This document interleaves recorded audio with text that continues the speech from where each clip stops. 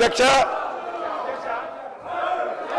మనం చిన్నప్పుడు చదువుకున్నాం. ఒక పిట్ట కథ మీకు చెప్పాల్సిన అవసరం ఉంది అధ్యక్ష. రెండు పిల్లులు రొట్టె కథ ఈ ధరణిలో ఉంది. ఏదైతే రెండు పిల్లుల మధ్య ఒక రొట్టె కథ గ్రామీణ ప్రాంతాల్లో కథలుగా చెప్పుకుంటారు అధ్యక్ష. ఆ కథ ఏంటంటే, ఒక రొట్టె ముక్క, రెండు రొట్టె ముక్కలు ఉంటాయి అధ్యక్ష.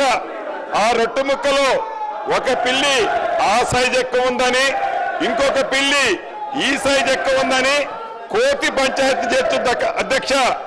చివరికి రెండు పిల్లుల్ని కాదని ఆ రెండు రొట్టె ముక్కలని ఆ కథలో కోతి తిన్నట్లే ఈ ధరణి కాన్సెప్ట్ ని పెట్టి తెలంగాణ రాష్ట్రంలో ఉండే దళిత గిరిజన మైనారిటీ బీసీల వేలాది ఎకరాల భూములని ఆనాటి పెద్దలు కోతి సామెతలాగానే తన్నుకుపోయారు అధ్యక్ష.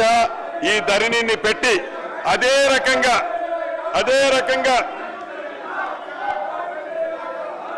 ఇటు రాష్ట్రంలో అటు దేశంలో 2014 ముందు కాంగ్రెస్ ప్రభుత్వం తీసుకొచ్చిన రెవెన్యూ చట్టాలు, సంస్కరణలు రైతాంగానికే కాకుండా యావత్ ప్రజానికానికి ఎంతో మేలు చేశాయని చెప్పడానికి గర్వపడుతున్నాను అధ్యక్ష. అదే నిబద్ధత, అదే ఆశ, అదే ఆశయాలతో ప్రతిష్టాత్మకంగా ప్రవేశపెట్టిన ఈ భూభారతి 2024 రెవెన్యూ చట్టం నిజమైన ప్రజల చట్టం. అక్షరాల భూమి ఉన్న ప్రతి ఒక్కరికి ఇది చుట్టం అధ్యక్ష. అంతేకాదు, దేశ చరిత్రని సరికొత్త సంస్కరణలతో లిఖించిన 3 వ్యక్తుల గురించి ఇక్కడ చెప్పుకోవాలి అధ్యక్ష. అదృష్టవశాత్తు ఈ సంస్కరణలన్నీ చేసింది తెలంగాణ బిడ్డలే కావటం మరొక విశేషం.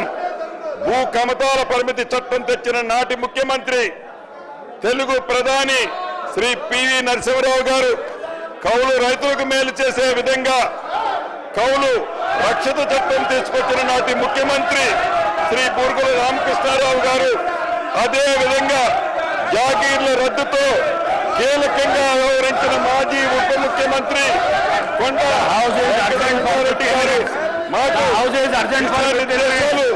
అని ఇక్కడ చెప్పాలి.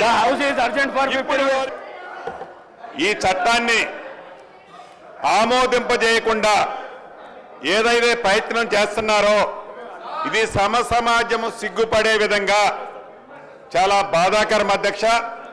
ఇటువంటి గుండాగిరి, ఇటువంటి దౌర్జన్యం, ఇటువంటి రౌడీయిజం ఈ సభలో జరగకుండా ఉండే విధంగా మీరు చర్యలు చేపట్టాలని, అదే రకంగా అధ్యక్ష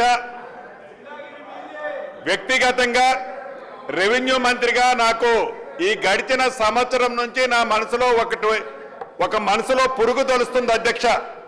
ఇది నా మనసులో తొలిసే పురుగే కాదు అధ్యక్ష. యావత్ తెలంగాణ రాష్ట్రంలో ఉన్న కుంట 2 కుంటలు భూమున్న పేద రైతుల మనసులో కూడా ఈ మైండ్లో తిరుగుతుంది అధ్యక్ష.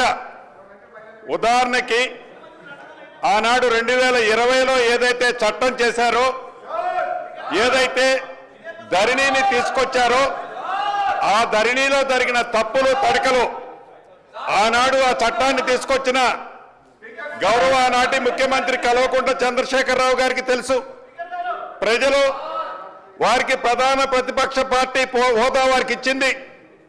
నేను అనుకుంటుండేవాడిని, వారికి అపారమైన అనుభవం ఉంది, 80,000 పుస్తకాలు పైగా చదివారు, ఎప్పుడు చూసినా వారి టేబుల్ మీద ఇదిగో ఇలా పడాల రామిరెడ్డి గారు కోడ్ లా ఏదైతే భూములకు సంబంధించిన కోడ్ వారి టేబుల్ మీద కనిపిస్తుంది అధ్యక్ష, బ్లూ కలర్ది. ఆ కోడ్ కనిపించేది క్షుణ్ణంగా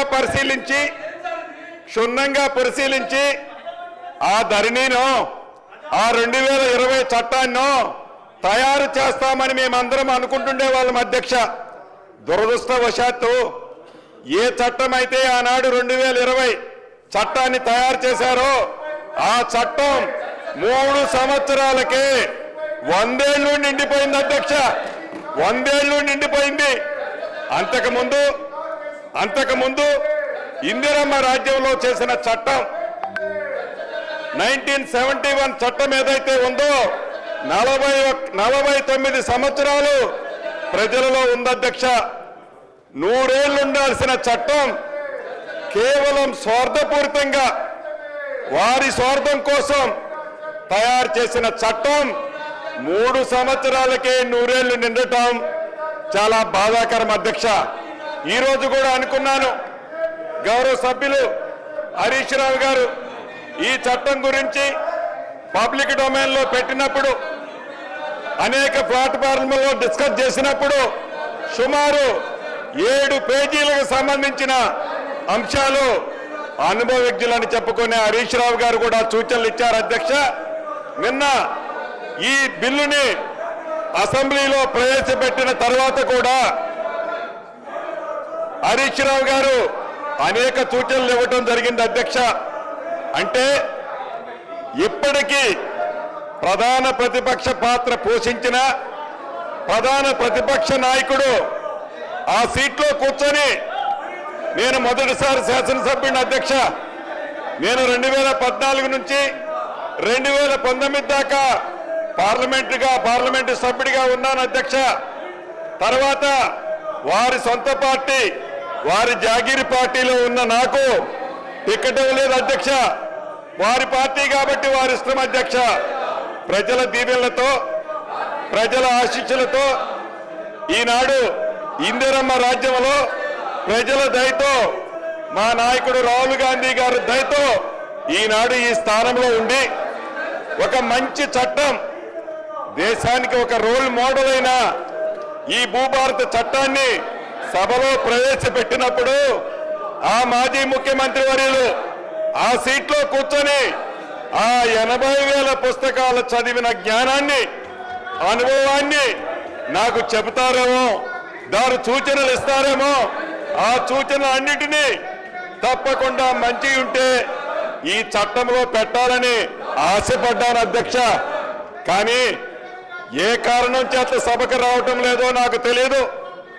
నాకు తెలిసి ఈ గడిచిన సంవత్సరంలో బడ్జెట్ ప్రవేశపెట్టేటప్పుడు కొన్ని నిమిషాలు వచ్చిపోయారు అధ్యక్ష సభకి. ఎప్పుడైనా సభలు జరిగేటప్పుడు సభలో ప్రతి నియోజకవర్గానికి సంబంధించిన శాసనసభ్యులు ఎందుకు మాట్లాడతారంటే, ఆ నియోజకవర్గానికి సంబంధించిన అనేక అంశాలు ప్రజల దృష్టికి శాసనసభలో నేను తీసుకొచ్చానని చెప్పడానికి, ప్రజల పక్షాన పోరాటం చేయటం కోసం, ఆ సమస్యలు పరిష్కరించుకోవటం అసెంబ్లీలో ప్రవేశపెట్ట